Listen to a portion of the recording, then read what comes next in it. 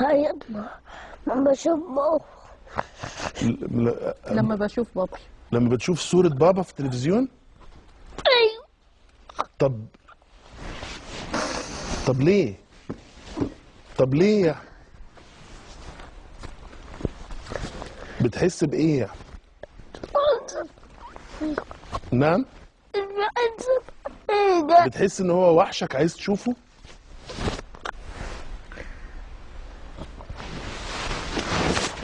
حضرتك قبل التسجيل على طول قلتي لي أنا عايز أقول لك على إن الشهيد ياسر فريج هو بس كان عاش قصة بطولة. ايوه، انا ما حدش بقى يقول الشهيد بياسر، الشهيد البطل. في شهداء كتير وفي ابطال كتير. ياسر شهيد بطل، شهيد بطل. كل زمايله وكل القيادات اللي جات لي هو من اول يوم قالوا لي هو بطل، واما سلموه لعسوي قالوا له ده بطل. كله جه قال لنا ده بطل.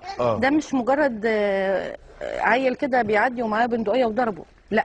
ياسر هم قالوا لي كده بالنص، ياسر حمانا كلنا، ياسر حمى الثغره اللي كانت هتضيع كل حاجه. ياسر مثلا تقدر تقول انه مثلا كان ممكن يكون فيه هجوم على مكان مميز او مكان مهم جدا، ياسر اللي سيطر على الموقف. بس يعني قالوا لي كل الاسر اللي هناك دي كانت هتبقى زيك لولا ياسر. عندك فكره ان هو كان بمقدوره ان هو يتبادل اطلاق النيران مع الطرف اللي بيضرب عليه، ولكن هو اختار انه ما يضربش النار؟ ده اتقال لنا كده برضه، بس اللي اهم حاجه ان هو يعني ان هو انقذ حاجات كتير في مصر، او زمايله او الاسر اللي كان ممكن تبقى زينا. مش مشكلتي بقى التانيين ضرب عليهم نار ما ضربش، دي مش قضيتي. اكيد. هو كان بقاله قد ايه بيأدي واجبه هناك في رفح؟ اكتر من 3 سنين. اكتر من 3 سنين؟ وكان ما بين رفح وما بين شبين؟ شبين، رايح جاي على رفح شبين، وما بينزل شبين لازم 2 3 في شباس سمير عشان مامته. ونزوله الاجازه بيبقى عباره عن يخلص حاجاتنا، يقضي لنا طلباتنا اللي خلصت وهو مش هنا، واللي هنحتاجها وهو بره.